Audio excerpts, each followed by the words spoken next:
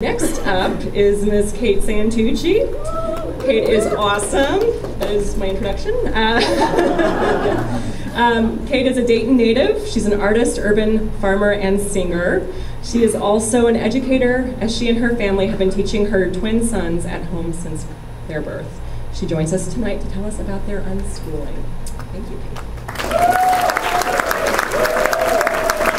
Good evening. Okay. Unschooling means child-led learning. That's trusting your kids to seek out what they need to learn when they're ready to learn it. The term unschooling was coined by John Holt in the 1970s to explain this kind of education. It was a direct reference to the 7-Up commercials at the time. Unschooling is child-led learning is the unschooling, like 7-Up was the uncola. My husband and I didn't really decide to unschool, it just kind of happened. We knew we wanted to homeschool, and unschooling was just kind of a good fit for us. We wanted our kids to learn at their own pace. Our goal was never to mimic school at home and try to teach them everything they needed to know, but instead teach them to learn how to learn and be autodidacts or self-learners. So, is that even legal? Yes. We follow the same rules as any other homeschooler in Ohio. Is it affordable? Yep. You can spend as much or as little money as you want, but you can't skimp on time. That's where your actual cost comes in and why it might not be for everyone. Unschooling is a way of life. Our job is to provide a learning-rich environment. So what does our life actually look like? Sometimes it looks like traditional school, science fair projects, history demos, bio labs. We did lots of projects with the kids when they were little, directed by them based on their interests. Kids actually ask to do these things when they're truly interested and not coerced, it's true. Sometimes our life looks a lot like play, like vacations when everyone else is in school, playing in the park, spending a day reading the book. Or it might look like work, repairing a shed, doing your laundry. Our way of life is very hands-on all the time. Kids, where am I? You know, because it's life, that's how we learn. Sometimes our day looks like this. Turns out teenagers need a lot of sleep, more than at any other time in their lives after infancy.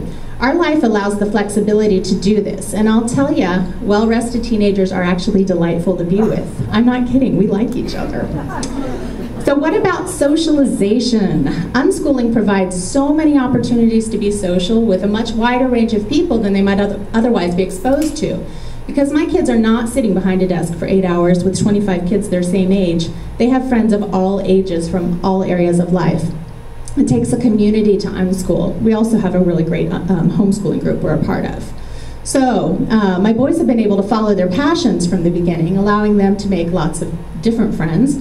They're active in the community theater in Dayton. They each have a sport. They hang out with their friends and play D&D and watch movies, you know, like teenagers. So does unschooling mean that my kids just get to do whatever they want all the time? No. We put a lot of emphasis on respect for others in our household, so they're in charge of their lives and their learning and their passions, but they are also held to high standards of responsibility. We expect that if they've made a commitment to someone else, that they're going to follow through even when they don't like it anymore. So unschooling does mean that we sometimes get to walk away from projects when we've gotten what we needed from them. Our kids really do know when they're done or bored, and when their time would be better spent doing something else, even if that means they didn't finish the math page because it was boring. So, as you can see, my son wrote that on there. Downtime is a big part of unschooling for us. My kids have a lot of unstructured and unscheduled time that they fill on their own doing things that interest them. Sometimes this looks like they're doing nothing at all.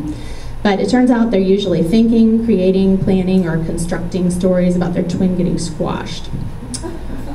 So, these are the big scary ones that I always get asked about. You get to pick the one you're most afraid of because the answer is the same. Humans are inherently creative, and when you leave kids be, that creativity explodes. Math and art are two sides of the same coin. They will actually do it on their own because they find that they need it. They ask to do it. Art was my easy one. I'm an artist. I had no problem letting them go and make art however they saw fit. Usually that would happen after spending time doing nothing and then coming in and creating like mad. I just had to provide access to materials and get comfortable with mess. Math was my scary one. After flipping out more than a couple times, I realized that math happens all the time while cooking, building things, playing with Legos. A few years ago, My son was doing some computer animation and came to me and asked to learn geometry. He asked me to learn it because he thought it would help him. So the boys worked through 8 workbooks on their own without stopping, and then we had cake. So how did they ever learn to read? We never did phonics worksheets. We never did busy work. The boys learned to read because we read to them a lot.